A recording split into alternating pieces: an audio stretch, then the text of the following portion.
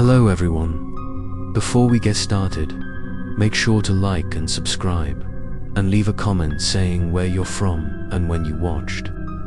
That way, YouTube will continue to show you stories like this. Now, let's get started. I couldn't sleep that night, even though my body was tired. My mind was tied to the whispers coming from the wall of the secret room. Each knock seemed to call me back like a beat, not of the heart, but of the house itself. Early in the morning, I prepared everything to return. I brought a flashlight stronger, then a jar of rock salt from the old temple, and a small camera strapped to my chest to record everything I saw. If anything happened, at least there would be evidence. When I entered that doorless room, the air felt thick, the walls were still cold and musty, and the smell of rotting flesh was still strong. I shined the light around the room, but this time I saw something I hadn't seen the day before. On the damp wooden floor appeared traces like symbols someone had carved into the dust with. The tip of a finger, 7 circles, intertwined with an unknown symbol in the middle.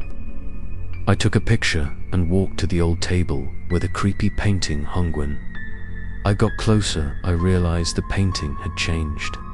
It was no longer the man standing. In the middle, 7 more shadows, but a person sitting opposite is me. I don't know how, but the face in the painting is exactly like me looking back at myself. Fi pulled back the flashlight, vibrating with the rapid breathing. I turned back towards the door and saw that it had been closed for a while. I didn't hear the closing sound. I just knew I was locked up. A gunny tried to calm down, retreated to the wall, and used the light to shine around at the corner of the room. I saw a shadow sitting at the table, hand on chin, head tilted, looking at me as if it had been waiting for a long time. I tried to step closer, but with each step, the space seemed to be stretched. I could never get close to it. Asked who are youth, there was no answer. But the flashlight flickered and then went out completely in the darkness. I felt the breath on my face, a damp and cold feeling. I heard a whisper in my head, not through the ears, not through the sound we used to be youth. The voice couldn't distinguish clearly if it was one person or many. It echoed back into my brain, each word, each sentence, like it was digging into some memory I couldn't control.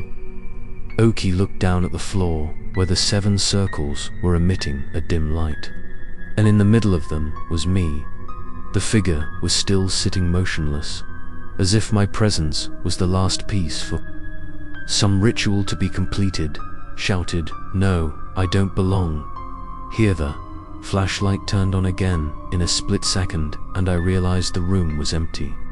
The figure disappeared, the painting returned to normal, the door to the room was wide open. Cold wind rushed in as if it had just been released, ran outside and closed the door and secured it with a chair and chain.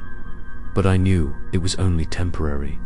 I had seen too much and felt too clearly the existence of the entity living in this house that night. I didn't go back to my bedroom. I sat on the chair in the middle of the living room and turned on all the lights around, and the camera was still running all night. I didn't dare close my eyes, because every time I closed my eyes, I saw myself sitting in that room, looking at myself. Realized I had stepped deeper into the loop of true horror stories with no way out. I didn't know if I could escape it or not.